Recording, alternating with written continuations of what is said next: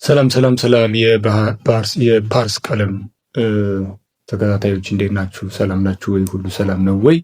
እኛ አለን። ዛሬ ደግሞ አማርኛ ፊደላት ማንበብ በክፍል 2 መተናል።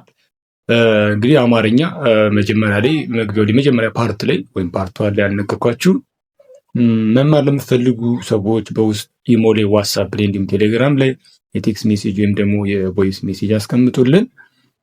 ስልካችን 0925318048 ነው። ደግሞአለ 0925318048 ነው። አማርኛ ብቻ አይደለም የምናስተምረው፣ እንግሊዝኛ ከጀማሪ እስከ መካከለኛ እንዲሁም ማቴማቲክስ እናስተምራለን። ሃሎ በሉን፣ እኛም ስልካችን ተቀብለን እናስተናግዳለን።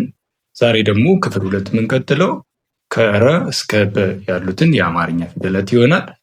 ስለዚህ የመጀመሪያው ፊደል ምን ይባላል? ረ፣ ሩ፣ ሪ፣ ራ፣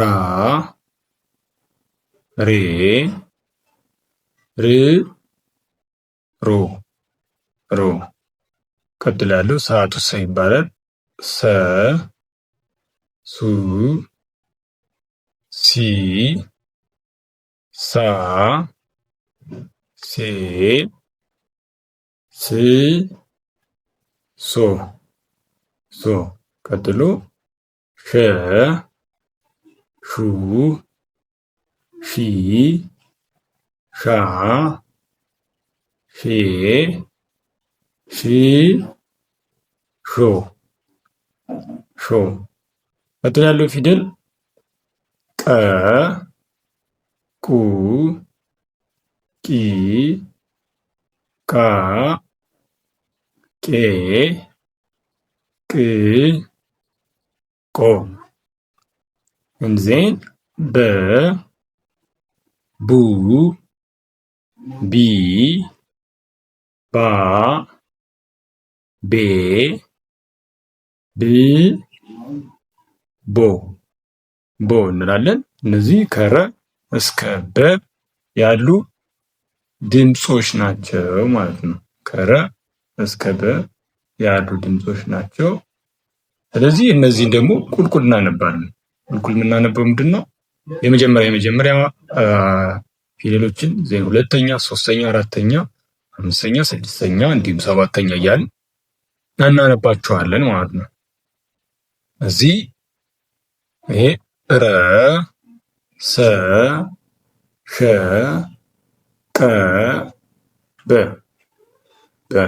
እንዜን ሩ፣ ሱ፣ ሹ፣ ቁ፣ ቡ፣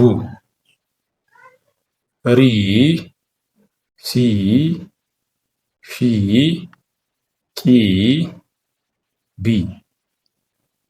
ቢ፣ ራ፣ ሳ፣ ሻ፣ ቃ፣ ባ፣ ሬ፣ ሴ፣ ሼ፣ ቄ፣ ቤ። ይህን ስድስተኛ ር፣ ስ፣ ሽ፣ ቅ፣ ብ፣